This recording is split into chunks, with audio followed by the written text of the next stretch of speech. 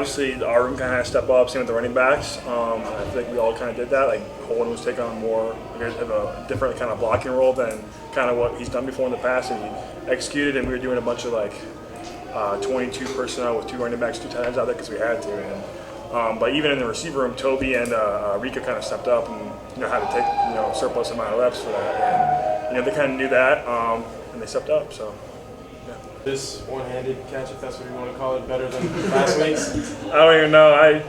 I was, again, not expecting it because I was doing like my reset turn. It was there.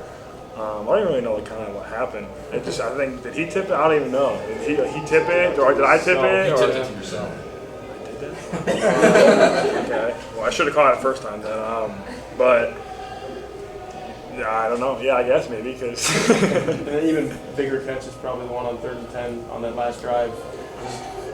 What does it feel like to know that you moved the chains there and that you guys still have a chance? Well, we've executed, I think, pretty much every 2-minute drill that we've had this season, and we practice it a lot. We do it every Wednesday, and our 2-minute mentality is like we feel like we can execute whatever we have to, whatever look comes at us, because they were throwing everything at us there at the last second. But we didn't panic, we didn't flinch, we weren't scared, we didn't back down. Sam ran what was like 4th and 16, something like that. It's pretty sick. But yeah, like do what we had to get the freaking first down. So yeah. Why didn't you panic or flinch or do anything that led that last drive instead of just going right down the field the way you did? Our mentality, like I said, like champions respond. So that's kind of the role we took on this week. Like didn't back down and we didn't give up. So yeah. Tim? Mitchell, you guys controlled the line of scrimmage early on and kind of slipped away. What did they do defensively to compensate? And do you think that everything that you put into last week, maybe as the game went on, kind of caught up to you guys? Yeah, I think I said this earlier in the week. They had a good defensive front and like box. They were stout guys.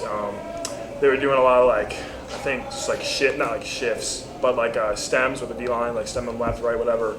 But they were throwing a lot of ass, and especially when we were doing like our back blocks and our inserts, they were spilling them, and they were they were just a good defensive line front. So I think it was the game plan, the great game plan. So leave the field very much, and you're asked to do a lot of motions and blocking. How are you feeling at the end of the game? What does it take to have the stamina to come through in those moments? Tired, but Sam's out there, the O-line's out there, like the defensive line's out there, like they're playing a lot of snaps too, and like if you're asked to do that, like you got to do it. Like there's no that's what the off season's for. You got to train, you got to train.